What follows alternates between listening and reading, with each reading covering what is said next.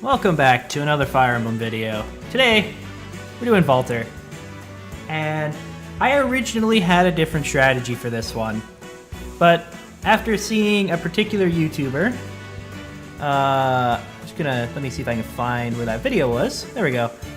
Of Martine. I changed up my strategy.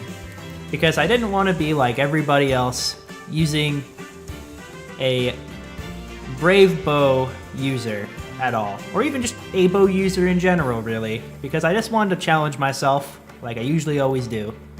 I mean, challenge myself in a way that is basically just not using Brave users, or dancers, or cavalry. Anyway, let's get to this. So, we got the Lilina here. Anything of particular to note here is the Bowbreaker, the Spur Res, which is super necessary. You'll just have to trust me on this one. Moonbow is also kind of useful, and the swap plays quite a big role here. Outside of that, it's just your average TA Raven Tome. We got Seliph. I don't know why I put TA1 on him. He normally runs Defiant Defense,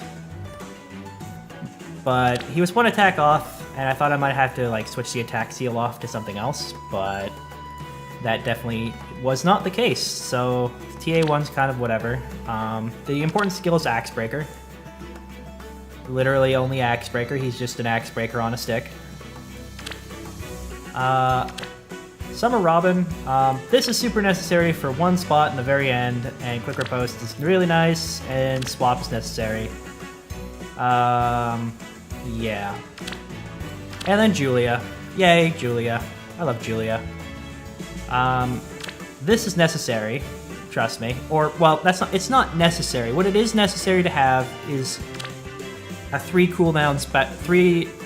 cooldown special here, which is the reason I'm just too lazy to go grind more SP to get rid of Dragon Fang and put something else on. The TA2 is only necessary. You could put TA1 on if you have a not minus attack Julia like I do. I drew 2 minus attack Julias, so it's just kind of the story of my life. This is super necessary, as you'll see. I actually, I don't know if this is, without like a Brave user, it'd be really hard to do this without breaker skills. Anyway, on to this. Oh no, 69. Where to? Ruined it already. So, first turn is a very passive turn, and there's something I've learned from this Grand Hero battle is that... Oh boy. It's a bit louder than I thought. Ah, there we go. Anyway, so you don't want to get stuck up in this corner until like near the very end, and even still, you don't really want to be in there. It's not a good place to be. But on the other hand, you don't want to be out in this area here. This isn't going to help you either. But the idea is to stay in this little box here. Yeah, about this box here. That's a good place to stay, just in general. There's a lot of outs. You don't want to get stuck in the back part. That's basically what I'm saying. Understood. What's up? As for this movement here, it is to make sure that this fuck goes straight north instead of going this way. You want him to go straight up for the first turn, basically. And this just does some pretty standard movements here.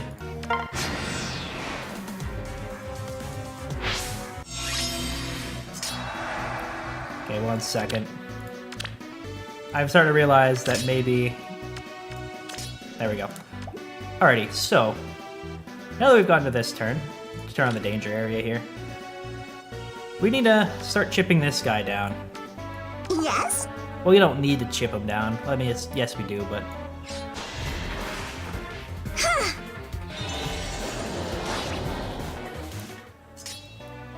It's just kind of like a steady process. This is what happens when you have 40 resistance.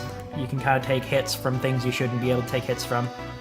Anyway, the other thing is, and this is part of the reason why Julia has TA2, because originally I had my Robin have Spur Attack, but as it turns out, there's a part in the very, very end game that she actually needs to have Spur Speed. which could be remedied by using someone better than fucking Seliph, but who cares? What?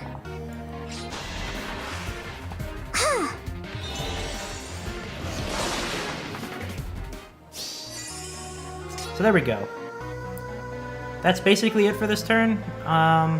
We'll see how the enemy phase plays out here. It's also worth noting that part of the reason why I had it in the way I did is because we want this Sword Knight to be on this half of the map so that I can deal with it later. Oh no, Panic Boy!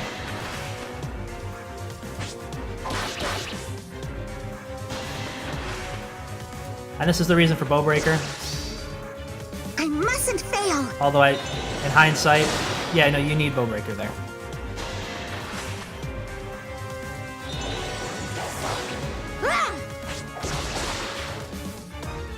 And it's quick riposte paying dividends. So, as we can see here on this turn, Sword Knight is actually posed to just kind of like run up this way here. And that's actually exactly what we want. So, for the first movement, we're going to get rid of this stupid Sword Flyer. Now, Where to? I can just one-shot him because I have a bonfire pre-charged, but technically if you need Swordbreaker, that's something you need. Cannonball! Alright, so we want to make sure that this guy gets in a fight with her. Thanks, reposition. All right. Let's go. Oh, okay. Huh.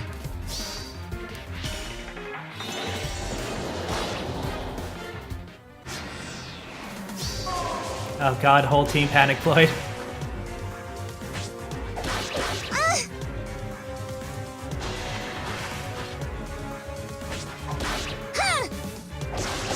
So we basically let that guy kill himself. Yeah. So, we need to have Julia Of course. slightly move out of the way. I mean, she's always kind of a little bit lost, but you know, whatever. What can I do? So Seliph can get rid of this guy. Now, funny fact, this guy here, if you have 50 or less attack, well, exactly 50 attack, he's left with 1 HP. Yeah! Yeah!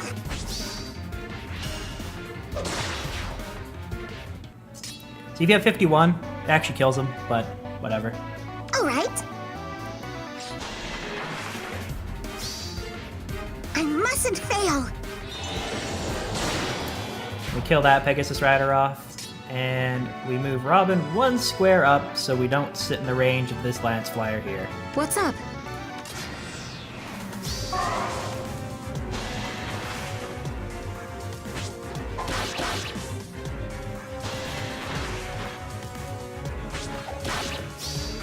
Wipeout!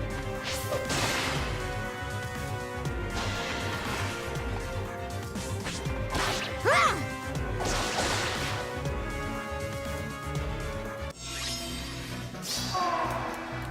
So as we can see, at the start of this turn we have some problems. This Red Mage here, this Lance Flyer, and that's about it. And this guy's sort of a problem, but not really. You'll see. So, first things first, let's get rid of the Axe Flyer. Let's go. Yeah! I will never yield. So our next step here is to make sure that Self doesn't get, like, murked by this guy with 40 speed. This fucking cheater here. Whew. That problem solved. Now we solve the second What? problem. This is why Julia needs Quick Impulse or a 3 cooldown special. If you don't have that, this guy's left with 10 HP. Conversely, you could put Spur Attack on Seliph, but I'm lazy. I'll fight. I will.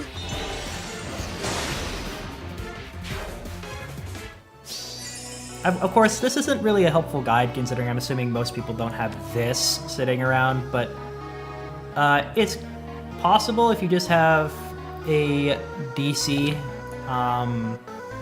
DC Sapphire Lance Blue. Pretty much anyone can do this job. as you can see, her health is basically full right now. As long as you have decent res and decent defense, you can do this job. The attack requirement is incredibly low for the blue user. Oh, okay. And everyone's safe. Woo.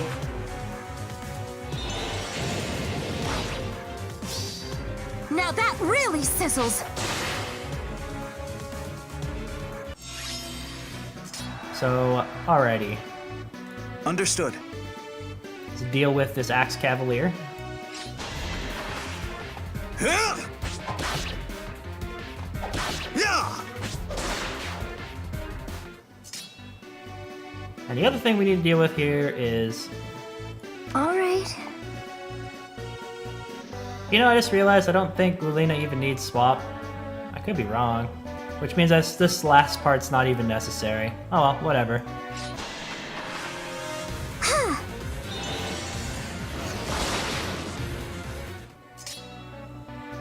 Yeah, technically speaking, I haven't been paying attention, but I don't think Lulina actually swaps anybody, so if you had reposition, you could just reposition Julia out of the way, I think, and it'd be fine. What's up? The important thing is this movement happens, and if you have a way to get Julia out of the way, then obviously do Yes. that, but because I'm a lazy shit, we'll go like that. Technically, Spur Res 1 was good enough here, but...